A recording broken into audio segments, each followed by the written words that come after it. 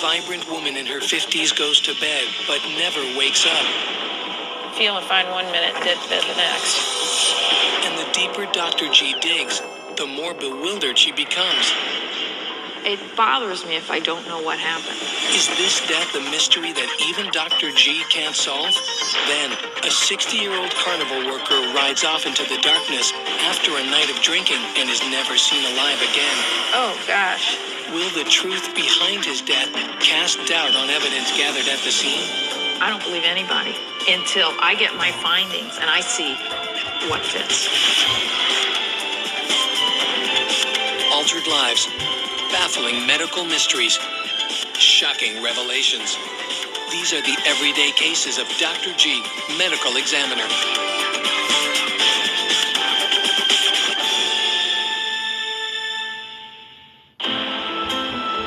To 53-year-old Sandy Groundlick, her hometown of Orlando, Florida, is a virtual playground.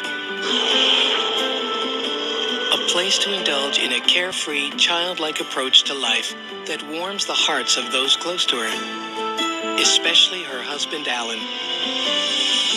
She made me feel great as a person. Everything about her was what I was looking for. But on a dreary Monday morning in April of 2004, Sandy is anything but carefree. While picking up a new car from a dealer, she begins to argue with the salesman and erupts into a fit of rage. It's an event that underscores a sharp change in Sandy's personality that has been manifesting over the previous few months. She was really getting stressed out a lot. She would be irritable, and a lot of times she'd really be looking for something and she couldn't find it, then she'd really get upset about it. The next day, Alan rises early and heads off to work, careful not to wake his sleeping wife. Later that morning, he phones from work, but it's not Sandy who picks up the phone. My neighbor answered the phone. I thought I had the wrong number at first. She asked me if I could come home. I said, why, and she just said, just come on home. Worried and confused, Alan heads straight home. When he arrives, an ambulance and a police cruiser are parked outside. There was a deputy in the front yard and everything, and he started to tell me that he had some bad news from it. The deputy tells Alan that his wife, Sandy, is dead. I felt like I just wanted to scream and yell. I couldn't do anything. I said, well, I need to see her. He took me in the house. She was laying there in the bed just like she was sleeping. And I just went to shock just about. I don't know. I just couldn't believe it. And Alan isn't the only one who considers his wife's demise a mystery. The morgue's field investigators find no clues that even begin to explain the death. Non-smoker, non-drinker, takes no drugs. There is nothing suspicious at the scene. It's just a sudden, unexpected death. Sudden and unexplained, the death of Sandy Groundlick becomes the business of Chief Medical Examiner Dr. Jan Garavaglia, better known as Dr. G. This morning we have a 53-year-old woman, no medical history, no major complaints. Nothing really to go on except the circumstances of death, of just feeling fine 1 minute, dead bed the next. But the report does give Dr. G a picture of Sandy's final night. She goes to bed with a hat on. I cover her ear and head to prevent the AC vent from hitting her. And she wears plastic teeth covers to prevent her from grinding her teeth. I used to have that problem. Nothing seems unusual until she reads about something that happened after Sandy fell asleep. At 2:30 a.m., Sandy's husband, Alan, is awakened by an odd sound. I heard a noise that she was coughing or something, and I wasn't sure what it was. I was still half asleep. I thought she was snoring. Dr. G theorizes that the sound Alan heard at 2:30 a.m. may have been Sandy's dying breath, a small piece of information that could indicate the exact time of her death. Supposedly he just left for work, and I don't know. He probably didn't know she was probably already dead. As she continues the exam, Dr. G finds no bruises or injuries. No anterior wrist scars, no vascular scars.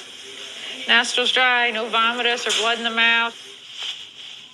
Given the peculiar circumstances of Sandy's death, she isn't surprised that the external exam produces no leads.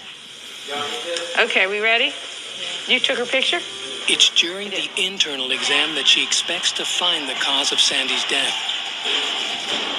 Dr. G uses a Y incision to cut through the chest and expose the abdominal cavity. Her blood is kind of clotted, but it looks post-mortem.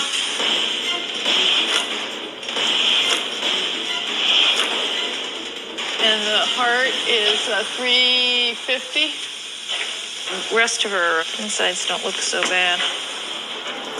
As the internal exam progresses, an unusual scenario is taking shape. Dr. G can find nothing to explain Sandy's death. Yeah, we're not finding much, unfortunately. Of the nearly 6,000 cases that are referred to the morgue each year, less than 1% fail to reveal a cause of death. Will Sandy Gromlich be one of these cases? Coming up, Dr. G embarks on one of the longest investigations of her career. It was just getting to be a mystery why this woman just died. And later, a toppled bike, a dead body, no witnesses. What or who killed William Manning? When Dr. G, medical examiner, continues.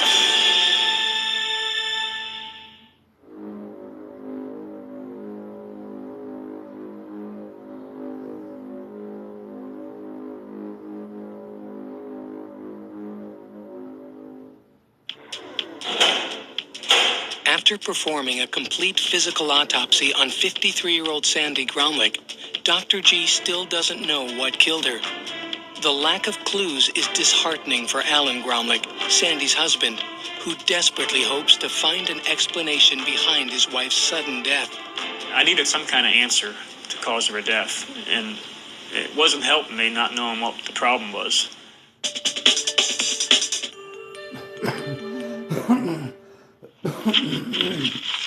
With the physical autopsy complete, Dr. G turns to the microscope.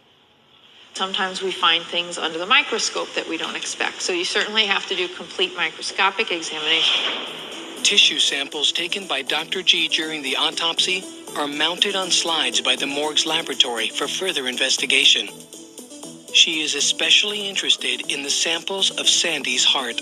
I put in maybe 20, 30 slides of just her heart, because that's one area that can cause you to die suddenly. But after hours of scrutiny on a microscopic level, Sandy's heart yields no clues. For Dr. G, it's another dead end. There is only one other avenue left that might provide some answers: the toxicological screening.